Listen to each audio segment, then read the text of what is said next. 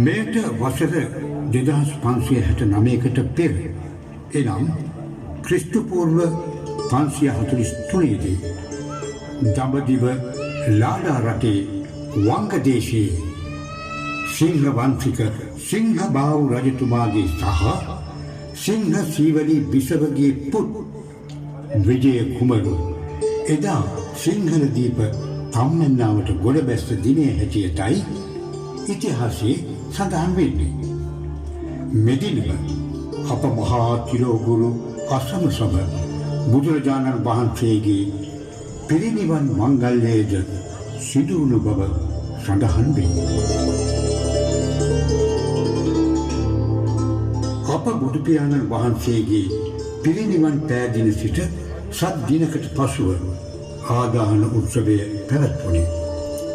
එදිනට පසුදින ඉතිරි වූ සර්වඥ ධාතුන් වහන්සේලා ලබා ගැනීමට දඹදිව ලන් දෙසින් සිටවරුන් රාජරාජාදී මහා මාත්‍ය රජවරුන් රාජ කුමාරවරුන් කුමාරියන් පැමිණ සිටියහ. එසේ එම අවස්ථාවේදීම මේ අතරින් එක් දළදා වහන්සේ නමක් සක්දෙවිඳුන් විසින් භාරගෙන තව්තිසා දෙව්ලොව සිළුමිණ සෑයෙහි තැන්පත් කරනු ලදුව තවත් නමක් ජයසේන නම් නාරජු විසින් නාලොවේද තවත් නමක් ගහන්ධාර දේශයේ සිටු කුමරියකටද භාර දෙන ලදී.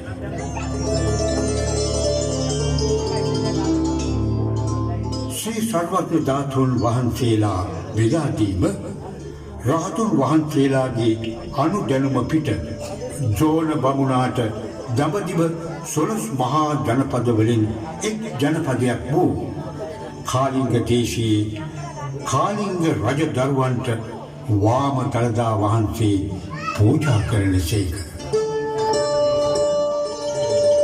කාලිංග දේශය යනු අද වර්තමානයේ නැගෙනහිර ඉන්දියාවේ ඔරිස්සා ප්‍රාන්තයේ ජගන්නාථ ප්‍රදේශයයි. අතීතයේ කාලිංග රජවරු එතෙක් පටන් වසර 800ක් කලිඟු රටෙහි ශ්‍රී දළදා වහන්සේ රාජ්‍ය සංකේතයේ වශයෙන් ආරක්ෂා කරන ලදී. මෙතෙන් සිට තොරණෙහි කතා පුවත මෙසේ දිගැරෙන්නේය.